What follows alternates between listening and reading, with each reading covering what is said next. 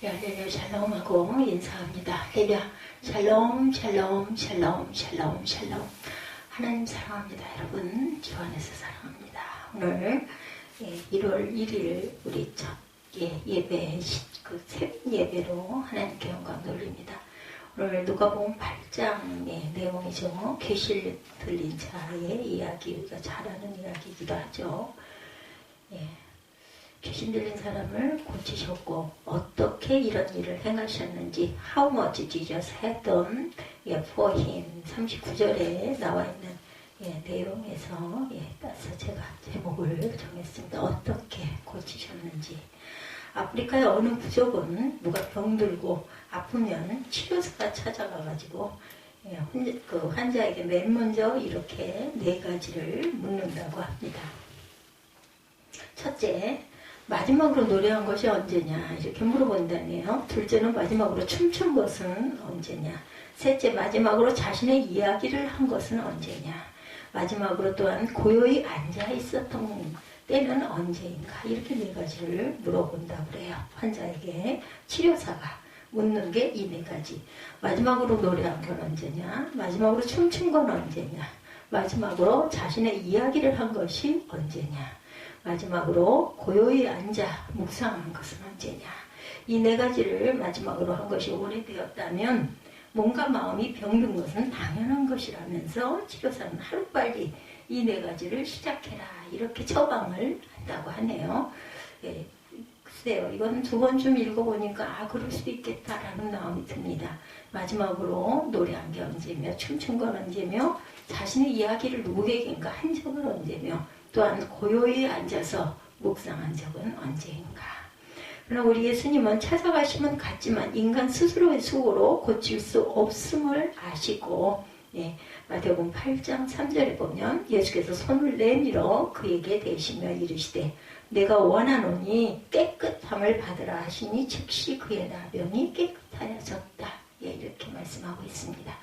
불초와 저주의 질병도 말씀 한마디로 깨끗하게 하시면 물론이고 오늘 본문 누가복음 8장에서는 그 누가도 할 수 없는 말씀으로 귀신을 쫓아내시고 한 영혼을 온전케 하신 분이심을 나타내었다라는 거죠.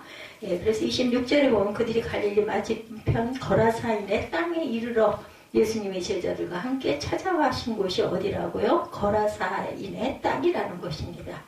이것을 마태는 마태복음 8장 같은 8장입니다. 28절에 또 예수께서 건너편 가다라 지방에 가셨다 이렇게 증거하고 있습니다. 거라사를 가다라고 가다라 지방이라고 소개하고 있고 우리 성경에서는 거라사 그러나 현재 이곳의 이름은 게르게사라고 부르고 있고 그 게르게사의 뜻은 쫓아낸 자들이 사는 곳이란 의미가 있다고 합니다. 게르게사 바로 이곳 거라사인의 땅에 게르게사가 거라사인하고 좀 비슷하죠. 내용이. 그 땅에 예수님이 찾아가신 거예요. 여기서 우리가 깨달은 것은 예수님은 하나님을 거절하여 밀어낸 이방인들까지도 영혼 구원의 대상으로 여기고 계셨다라는 것입니다. 그러니까 자격이 없는 자는 아무도 없어요. 살아있는 자는 누구나 영혼 구원의 대상이다. 27절에 보면 예수께서 육지에 내리심에 그 도시 사람으로서 귀신 들린 자 하나가 예수를 만나니 그 사람은 오래 옷을 입지 아니하며 집에 거하지도 아니하고 무덤 사이에 거하는 자라 이렇게 시작을 하죠.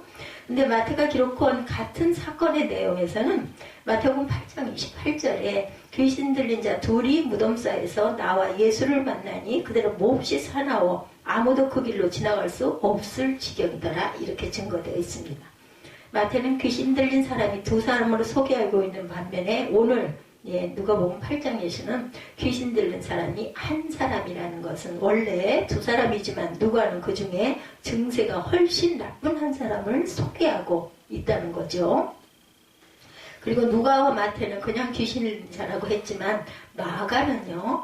마가복음 5장 2절에 배에서 나오시며 곧 더러운 귀신 들린 사람이 무덤사에서 나와 예수를 만나더라 이렇게 표현합니다. 더러운 귀신 들린 사람이라는 건데 이 말은 더러운 영 안에 있는 사람이라는 거예요. 본문에 귀신 들린 한 사람이라 했죠. 근데 여기 들린 헬라어 에코는 붙잡다. 귀신 들렸다 할 때 귀신 들린 예, 이 말은 에콘입니다. 헬라어로. 또는 소유하다. 소유했어요. 뭐를요? 헬라어 아네르, 한 사람이라는 겁니다. 아네르라고 표현되어 있다는 것은 한 사람이다. 귀신 들린 한 사람. 그렇다면 누가? 네, 엘라어 다이모니아 귀신들이, 그리고 다른 말로는 한 사람이 귀신들을 소유하고 있다는 건데, 귀신이 사람을 소유할 수 있다는 거고 사람이 귀신을 소유할 수도 있다는 거죠. 로마서 1장 28절에 또한 그들이 마음에 하나님 두기를 싫어하네. 하나님께서 그들을 그 상시한 마음대로 내버려 두사 합당하지 못한 일을 하게 하셨으니, 이렇게 증거하고 있어요. 로마서 1장 28절에. 사람은 둘 중에 하나죠.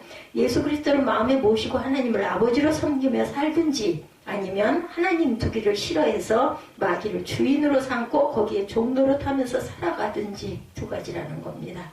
무슨 귀신 하면 아니라고 우겨도, 에베소서 2장 2, 3절에는 그때 너희는 그 가운데 행하여 이 세상 풍조를 따르고 공중의 권세 잡은 자를 따랐으니 곧 지금 불순종의 아들들 가운데 역사하는 영이라. 전에는 우리도 다 그 가운데 우리 육체의 욕심을 따라 지내며 육체와 마음에 원하는 것을 하여 다른 이들과 같이 본질상 진노의 자녀이었더니, 이렇게 증거하죠. 그랬던 우리가 요한복음 1장 12절에 영접하는 자 곧 그 이름을 믿는 자들에게는 하나님의 자녀가 되는 권세를 주셨으니, 그래서 우리에게 이루어지는 거에 뭐예요? 고린도전서 3장 16절에 너희는 너희가 하나님의 성전인 것과 하나님의 성령이 너희 안에 계시는 것을 알지 못하느냐. 예전에는 우리 안에 누가 있었어요? 누가 우리를 지배했어요? 불순종의 아들들 가운데 역사는 더러운 영, 그죠? 귀신의 영, 마귀였다라는 것입니다.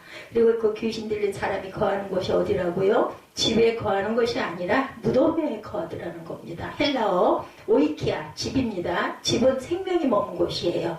헬라어 모네아, 무덤이고 사망이 머문 곳이라는 뜻입니다. 예수님이 그곳에 오신 목적이 사망에서 생명으로 옮기시려는 목적을 가지고 계셨다. 그래서 39절에 보면 집으로 돌아가라 말씀한 대로 가서 전파했다는 거죠. 예수님이 왜 우리를 찾아오셨어요? 요한복음 5장 24절에 내가 진실로 너에게 이르노니 내 말을 듣고 나 보내신 이를 믿는 자는 영생을 얻었고 심판에 이르지 아니하나니 사망에서 어디로? 생명으로 옮겼느니라.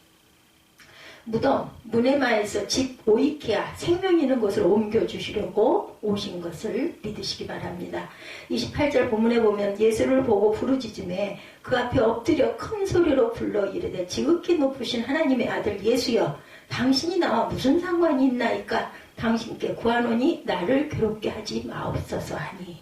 귀신 들린 자가 귀신의 영적인 지식으로 예수님을 뭐라고 불러요? 지극히 높으신 하나님의 아들이라고 이렇게 고백을 하죠.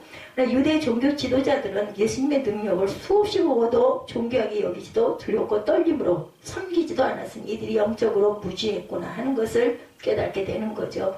왜냐면요, 존경하고 믿는 마음이 없으면은 어떤 말을 해도 그 말이 가슴에 꽂히지를 않습니다. 그래서 제일 중요한 것은 인격적으로 그 사람을 믿고 들어야 무슨 말이든지 들린다라는 거 제가 실감을 합니다.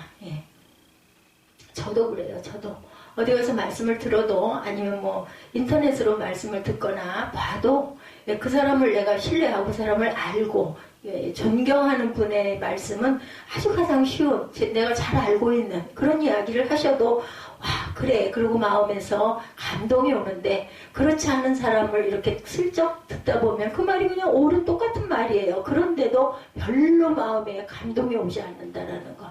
그래서 중요한 것은 목회자들이 정말 온전해야 되겠다. 어떤 면으로든.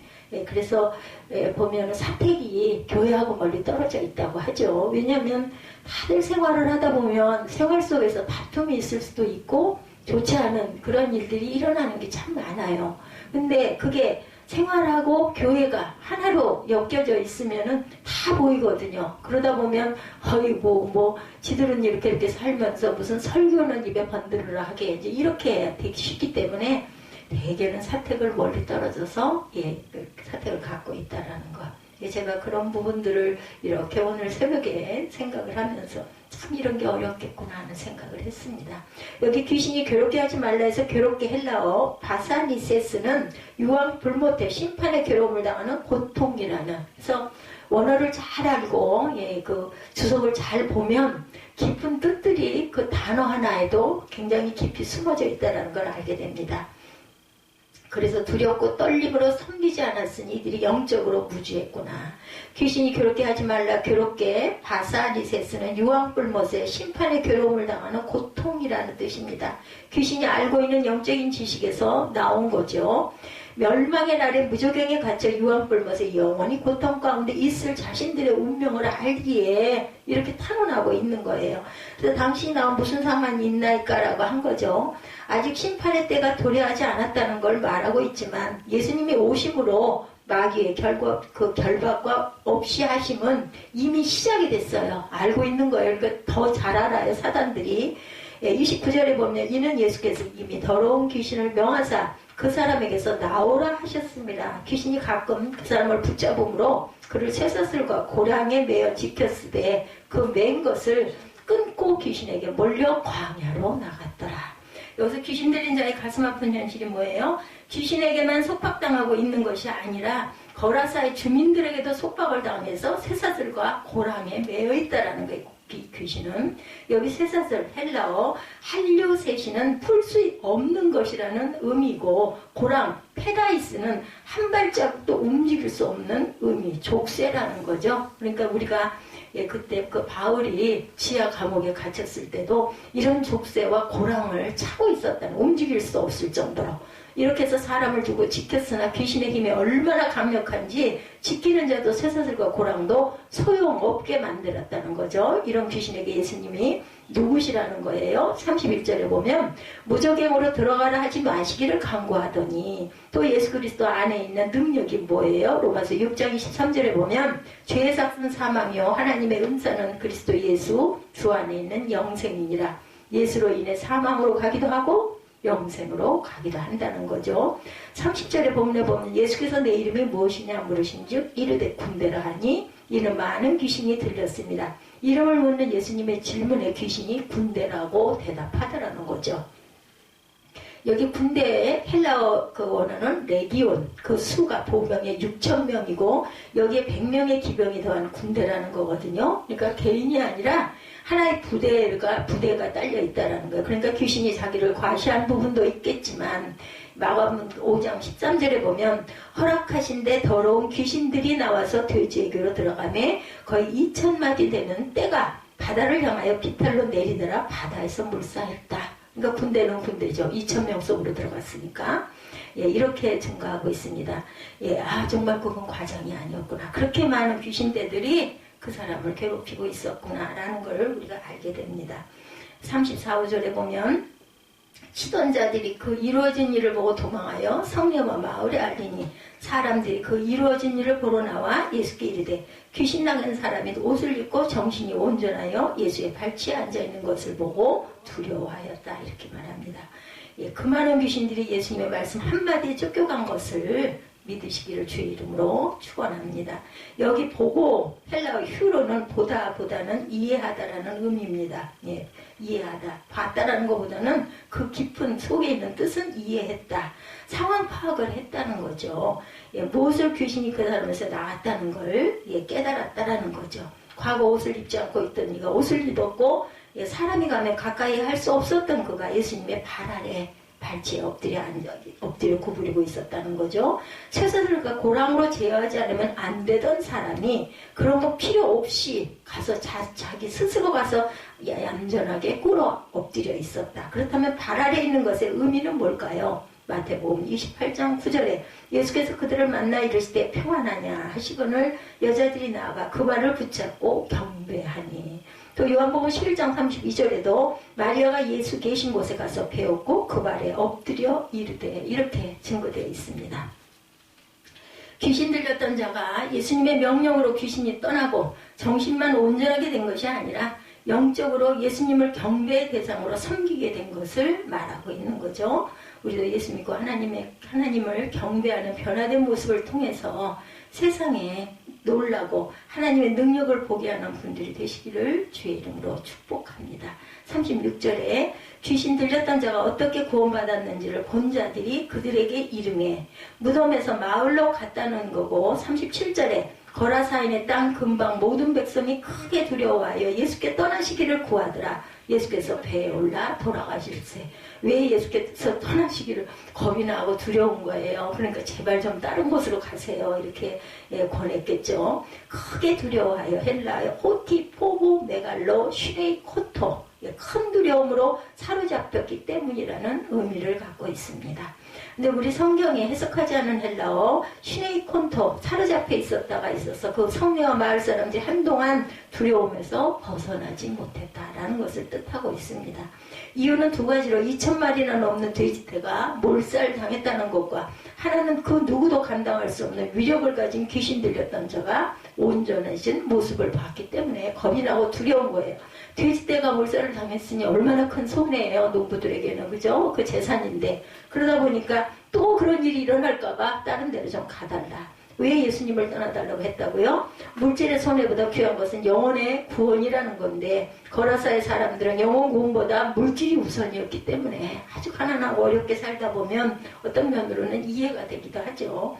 하늘의 은혜를 받으려면 땅의 것을 포기해야 함을 우리가 여기서도 또한 믿게 됩니다. 귀신이 들려 폐인이 된 사람보다 돼지 2,000마리에 더 가치를 두는 현실에서 예수님은 그것은 아니라는 거죠. 돼지 2,000마리보다 상한 갈대와 같이 폐인된 그 영혼을 회복시키시고 구원하시는데 더 가치를 두신 분은 예수님이시다. 노아 홍수 때 노아 8식구를 제외한 세상 인류 전체를 쓸어버리셔도 할 말이 없음에도 무가치했던 우리를 찾아오셔서 당신의 보혈로 사단과 사망과 죄에서 구원해내서 하나님의 자녀 삼으심은 큰 은혜이셨다는 것을 믿으시기, 생명을 구원하기를 원하시는 분이기 때문에 38절에 온전해진 사람이 예수를 따라가기를 원할세. 39절에 집으로 돌아가 하나님이 내게 어떻게 큰 일을 행하셨는지를 말하라 하시니, 그가 가서 예수께서 자기에게 어떻게 큰 일을 행하셨는지를 온 성내에 전파하니라. 뭐예요? 한 명이라도 더 구원하기 위해서 나를 따라가지 말고 돌아가서 네가 당했던 일들을 전해라. 그래서 증거하죠. 사람들이 무가치하다고 생각하는 상해버린 한 영혼을 구원하신 것은 너도 어떤 가치 있는 것보다 버려진 영혼이 더 귀하게 여기라는 것임을 기억하고 사는 저와 여러분들이 되시기를 오늘 본문 8장 말씀을 통해서 깊이 깨닫고, 우리 새해 첫날에 주님이 주신 귀한 말씀 한 번 더 묵상하고 기도하고 주기도문으로 예배를 마치도록 하겠습니다.